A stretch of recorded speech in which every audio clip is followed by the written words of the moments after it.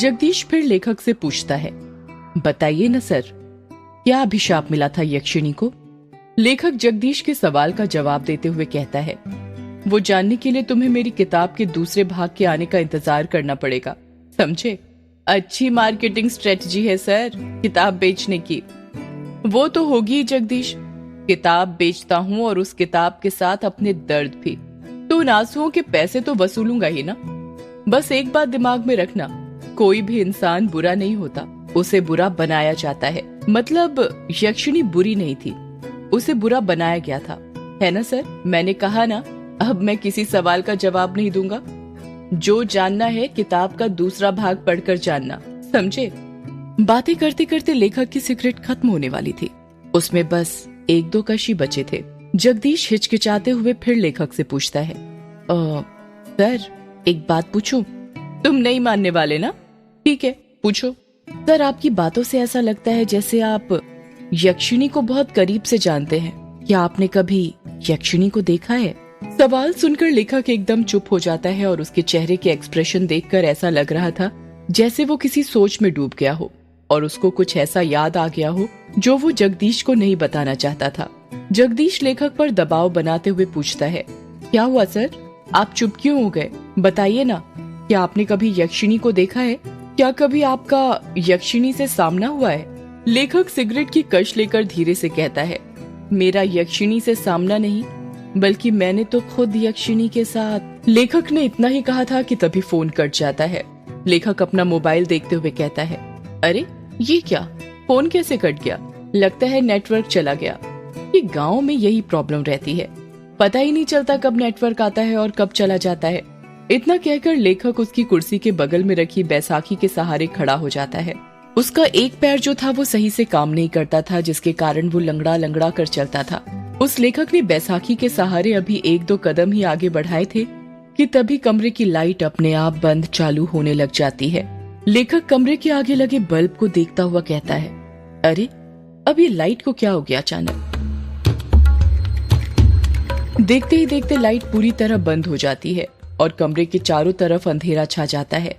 इतना अंधेरा कि लेखक को उसके हाथ पैर भी दिखाई नहीं दे रहे थे। ये हो क्या रहा है आज? कहीं वो आ तो नहीं गई? नहीं नहीं, ऐसा नहीं हो सकता, वो नहीं आ सकती। लेखक ने खुद से इतना ही कहा था कि तभी कमरे का दरवाजा जो बंद था वो अपने आप खुल जाता है। दरवाजे के बाहर से हल्की सी सफेद रोशनी आ रही थी। लेखक जल्दी जल्दी बैसाखी के सहारे दरवाजे के पास जाने लग जाता है। तभी कोई उसका पैर पकड़ लेता है और वो धड़ाम से नीचे गिर जाता है। मेरा पैर! लेखक धीरे धीरे अपने पैर की तरफ देखने लग जाता है, पर अंधेरा इतना ज्यादा था कि उसे कुछ दिखाई नहीं दे रहा था। लेखक जैसे ही अपने हाथ अपने पैर पर रखता है, उसको महसूस होता है कि उसका हाथ किसी दूसरे के हाथ के ऊपर रखा हुआ था। लेखक डर जाता है और झट से अपना हाथ अपने पैर से हटा लेता है। तभी उसे एहसास होता है कि अब किसी ने उसका पैर नहीं पकड़ा हुआ था। लेखक जितनी फुर्ती के साथ रेंगते रेंगते दरवाजे के पास जा सकता था, उतनी फुर्ती से जाने लग जाता है। लेखक दरवाजे के पास पहुंचा ही था कि तभी वो दरवाजा अपने आप बंद हो जाता है।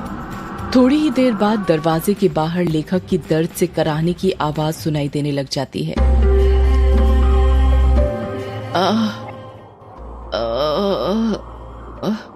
कौन हो तुम? मैं यक्षिणी, तेरी मौत। कुछ देर तक लेखक और यक्षिणी की बातें चलती हैं, पर उन दोनों की बातों की आवाज दरवाजे के बाहर नहीं आ रही थी। कुछ देर बाद लेखक की एक जोर से चीख सुनाई देती है। ये एक ऐसी चीख थी जो दिल को दहला कर रख दे।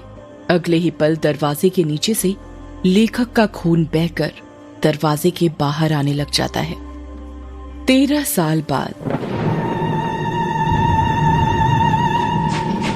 ट्रेन जो कि तेज रफ्तार के साथ पटरी पर भागी जा रही थी, ठीक उस तरह जिस तरह हमारी जिंदगी भागती है। फर्क इतना है, ट्रेन स्टेशन आने पर रुकती है, पर हमारी जिंदगी कभी नहीं रुकती है जब तक हमारी सांसें ना रुक जाएं। युग, जिसकी उम्र 26 साल, गोरा रंग, चेक शर्ट, ब्लैक पैंट पहनकर विंडो सीट पर बैठा हुआ था और अपने कानों में हेडफोन डालकर पॉकेट एफएम पर भूतिया कहानी मेघ एक श्राप सुन रहा था। कहानी सुनते ही युग विंडो के बाहर दिख रहे मेघालय के गारो पहाड़ की हसीन वादियों का मजा ले रहा था। वही गारो पहाड़ जिसका नामकरण तिब्बती तथा बर्मी जनजाति गारो पर हुआ था। गारो पहाड़ नीस चट्टान का बना हुआ था। पहाड़ों को चारों तरफ से सफेद बादलों ने घेर लिया था, जिन्हें देखकर ऐसा लग रहा था कि पहाड़ों ने बादलों की सफेद चादर ओढ़ कर रखी हुई हो। उन्हीं बादलों को देखते देखते युग की आंख लग जाती है। अभी थोड़ी देर पहले युग की आंख लगी ही थी कि तभी उसे एहसास होता है कि कोई उसका हाथ छू रहा था। कोई बार बार युग का हाथ पकड़कर हिला रहा था।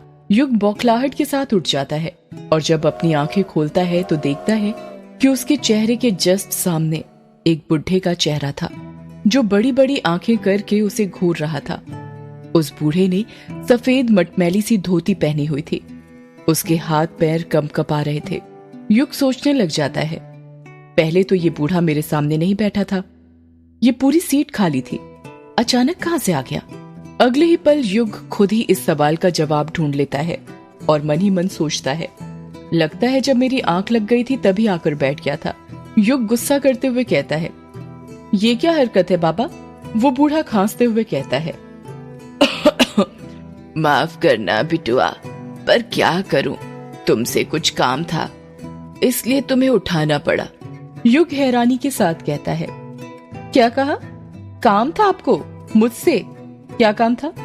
वो बेटा, मुझे जानना था कि वक्त क्या हुआ है।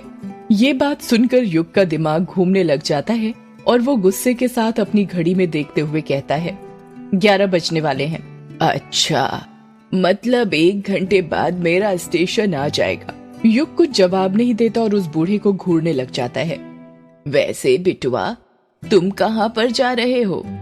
युग उस बूढ़े के सवाल का जवाब देते हुए कहता है, वो मेहंदी पथार जा रहा हूँ। मतलब तुम भी मेहंदी पथार जा रहे हो? युग उस बूढ़े के सामने उंगली करते हुए कहता है, मतलब आप भी? हाँ बिटुआ, चलो अब सफर आसान हो जाएगा। जब कोई बात करने वाला मिल जाता है तो सफर जल्दी कट जाता है। तुम मेहंदी पथार में कहाँ जा रहे हो? मेहंदी पथार से 5 किलोमीटर दूर ही बंगला मुडा गांव है ना, वहीं पर जा रहा हूँ। बंगला मुडा में तुम्हारे रिश्तेदार रहते हैं क्या?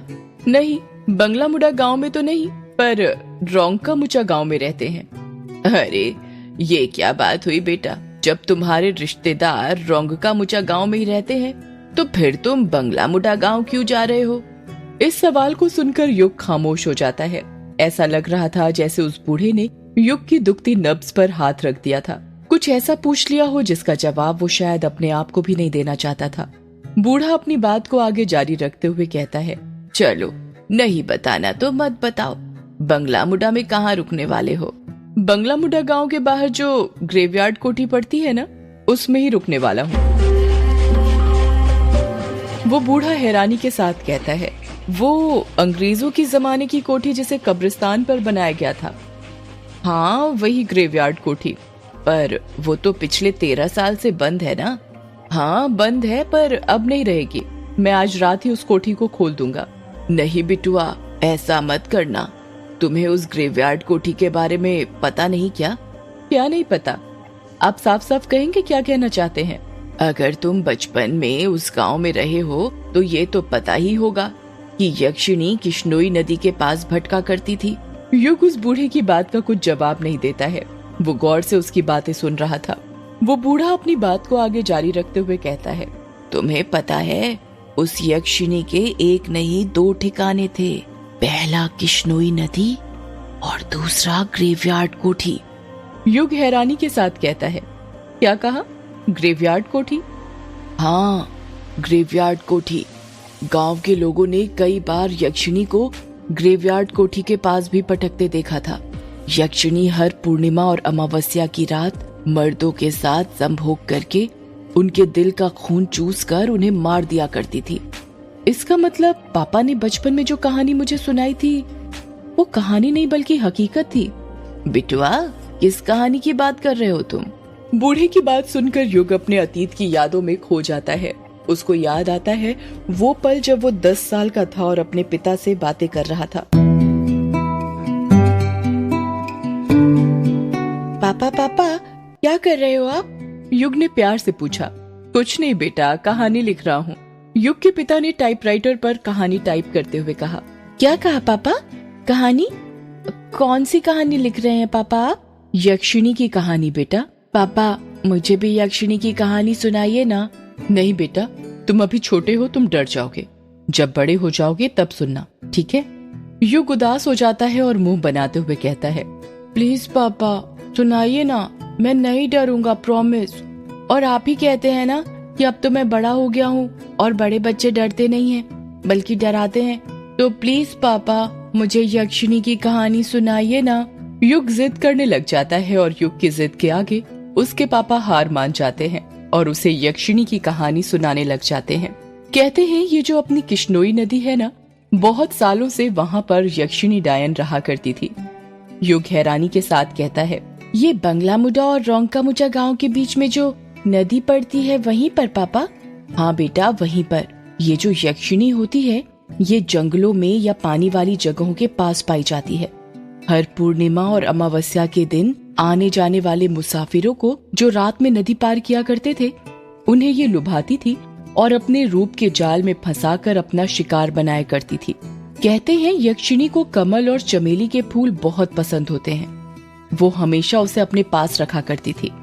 जिन पुरुषों को यक्षिणी अपना शिकार बनाती थी, उन्हें वो सबसे पहले कुछ खाने का दिया करती थी। खाने का? पर क्यों पापा? वो इसलिए बेटा, क्योंकि वो उस खाने में ऐसा मंत्र फूंकती थी कि जो भी पुरुष उसे खाता था वो उसके वश में हो जाता था। ऐसे ही एक बार यक्षिणी ने एक पुरुष को अपना शिकार बना लिया और उसे अपने वश में करने के बाद उसके साथ संभोग करने लगी। युग बीच में ही बोल पड़ता है, ये संभोग क्या होता है पापा? युग का सवाल सुनकर युग के पिता चुप हो जाते हैं और वो बात को घुमाते हुए कहते हैं, ये आपके मतलब की चीज नहीं है बेटा। आप अभी छोटे हो ना, जब आप बड़े हो जाओगे तब हम इसका मतलब बताएंगे। अभी आप कहानी पर ध्यान दो। ठीक है पापा, फिर आगे क्या हुआ? संभोग करने के बाद यक्षिणी अपने असली रूप में आ जाती थी। यक्षिणी का असली रूप बेहद डरावना होता है, इतना डरावना कि जिसे देखकर किसी के भी दिल की धड़कन थम जाए। अपने असली रूप में आने के बाद यक्षिणी अपने शिकार के दिल का खून चूस लेती थी। पर वो ऐसा क्यों करती थी पापा? क्या वो बुरी औरत थी? नहीं बेटा, यक्षिणी बुरी औरत नहीं थी, बल्कि वो तो बहुत अच्छी औरत थी। दूसरे लोग से आई हुई एक अप्सरा की तरह थी। तो फिर पापा वो आदमियों के साथ, वो क्या बोला था आपने? हाँ याद आया, संभोग करके क्यों मार देती थी? युग के पिता कुछ याद करते हुए कहते हैं, अभिशाप के कारण बेटा। कैसा अभिशाप पापा? बेटा वो अभिशाप ये था कि युग के पिता ने इतना ही कहा था कि बाहर के कमरे से युग की माँ की आवाज सुनाई देती है, युग बेटा, ओ युग बेटा, चलो आओ खाना खा लो, खाना बन गया है।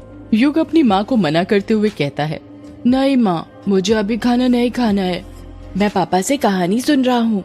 क्या कहानी सुन रहे हो? तुम्हारे पापा को कहानी लिखने और सुनाने के सिवा और कुछ आता भी है? जब देखो दिन भर कहानी लिखते रहते हैं। खुद तो बिगड़े हुए हैं ही, तुम्हें भी बिगाड़ने पर तुले हुए हैं। चलो जल्दी आओ खाना खाने, मैंने खाने की थाली बना ली है तुम्हारे लिए।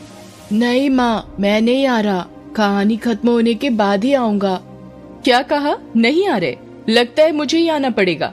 रुको, अभी बेलन लेकर आती हूँ, तभी तुम मानोगे। पायल के बजने की आवाज सुनाई देने लग जाती है। ऐसा लग रहा था जैसे युग की माँ युग के कमरे की तरफ आ रही हो। कुछ ही देर में युग की माँ हाथों में बेलन लेकर उसके कमरे में आ जाती है।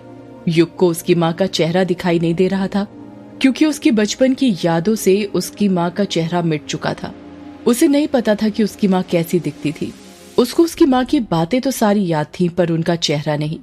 युग की माँ उसका कान पकड़ते हुए कहती है, तो क्या कह रहे थे बेटा तुम, कि तुम्हें खाना नहीं खाना? जरा एक बार और बोलना। युग चीखते हुए कहता है, अरे माँ कान छोड़िए, दर्द हो रहा है। माँ कान छोड़िए, कान तो छोड़िए आप माँ, दर्द हो रहा है माँ।